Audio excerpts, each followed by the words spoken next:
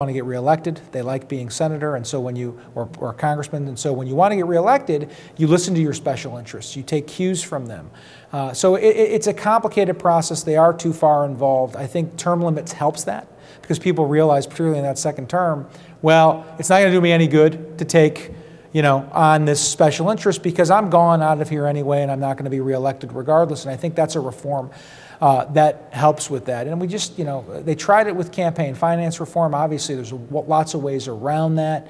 You got to look at stuff like that. But I do think there's too much influence from the special interests, and I'd love to get there and try to figure out ways to tamp that down. Okay. Second Amendment. What are your thoughts on the Second Amendment? How far does the Second Amendment go? Well, the Second Amendment is the Second Amendment of the Constitution for a reason. The framers, rightly, particularly because the ammunition and weapons of the colonists had been taken and stockpiled by the British government prior to the Revolution, viewed that a free people could only be free if they could arm themselves against tyranny of any kind, including a tyranny of an oppressive government.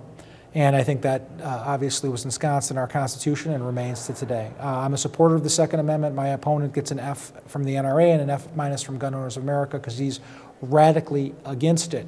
I believe that concealed carry should be the law of the state of Illinois. We're one of only 2 states, Steve, in the country that don't have it. It's not just good constitutional law, it's also good public policy. I think that the criminals are the only ones who have guns when there are gun bans. I think folks need to be able to protect themselves, and violent crime goes down when there are concealed carry laws in place, and your constitutional rights, of course, shouldn't stop at your front door, regardless. I think that the Second Amendment is clear. I think the Heller decision made it clear that it's an individual right. I don't know why anyone would have ever argued that it wasn't. It seems absurd to me that it wouldn't have been. And that when the Chicago gun ban case is finally heard and decided on, that the decision will be that, that the provisions of Heller, that it's a First Amendment, will apply not just to federal area, D.C., but be incorporated to the states as a fundamental right. And I think that's going to happen, and I look forward to when it does. Okay.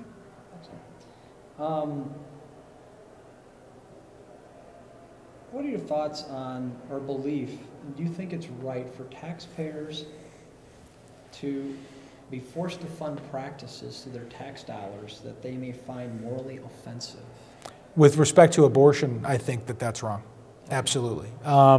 If you think war is morally offensive, yeah, those are the 2 issues. And if you think war is morally offensive, I'm sorry, but the government has to fund military operations, and the president's the commander-in-chief under the Constitution. The Senate has power over those decisions, and I think the ballot box is the place to enact that circumstance. Okay. And your views on that. So no, you cannot be a conscientious objector and say, I'm not paying taxes if it's going to fund the Afghanistan surge, for example. Okay. However, abortion's a different matter altogether. Okay.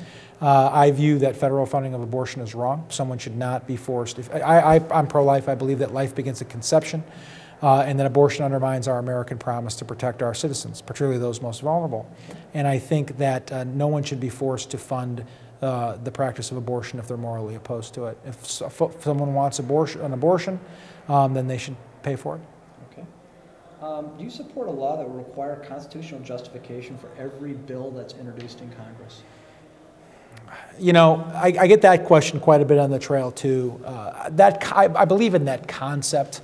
How that law would react to the Constitution is a complicated legal issue. I think that the way our government is set up is it's supposed to work exactly the way that question is phrased, because the Constitution is the ultimate check on any law that comes through. I think the real issue and what folks should be focusing on is who are the members of the judiciary. A United States Senator has advice and consent powers over federal judicial appointments, including Supreme Court justices. I view it that we should have justices like Scalia and Thomas and Roberts and Alito. And Kennedy, he's getting to be a swing vote. They love to be the swing vote. It gives him power. But he's generally pretty good.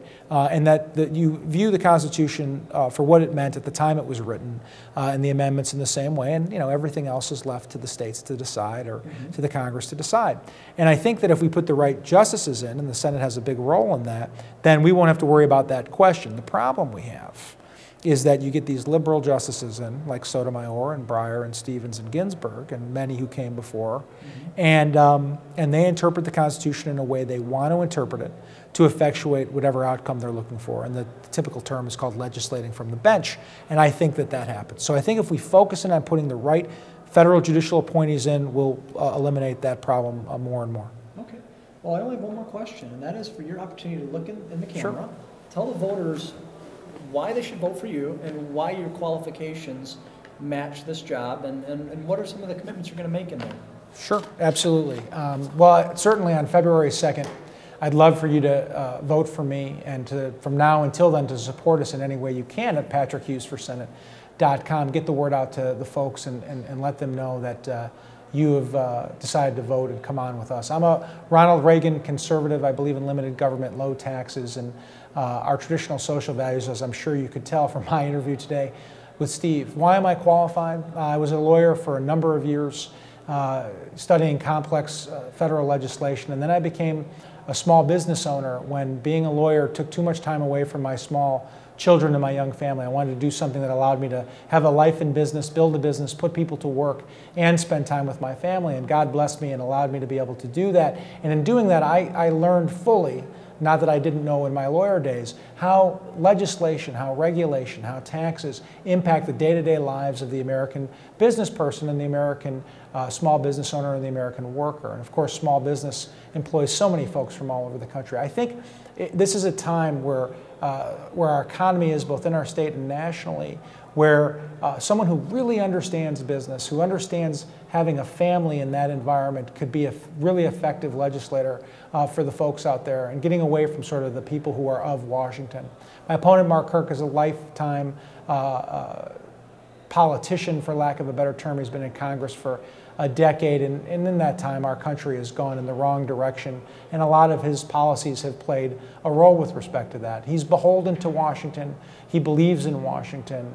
I'm not beholden to anyone other than the folks that I talked about in God, and I'm not someone who believes in Washington. I believe in you. I believe in the American people to go out and do the things that make the American economy great. Go to work, love your family, pray to God, get up and fight the political fight every day. And if we do that, if we band together, do that, our country will be great again. So I'm clearly qualified to do this job. I've put together tremendous grassroots efforts, and I'm backed by major conservatives from all over the country: Phyllis Schlafly, Mark Levin, Laura Ingraham, Ron Robinson from the ACU and the Young Americans Foundation. Richard Pearl is my national security advisor, the great former Assistant Secretary of Defense under Ronald Reagan. So we're doing wonderfully. If you're looking for a Reagan conservative in this election, I suggest and would want for you to vote for me over Mark Kirk, who's anything but a Reagan conservative. I actually think he's Nancy Pelosi's favorite Republican, and if he wins, you're looking at another Olympia Snowe or Arlen Specter, someone who votes too often with the Democrats, certainly for my taste. Thank you. Vote on February 2nd, and I look forward to your support. And your website one more time if you want more information? www.patrickhughesforsenate.com. Great. Thank you so much. Thank you, sir.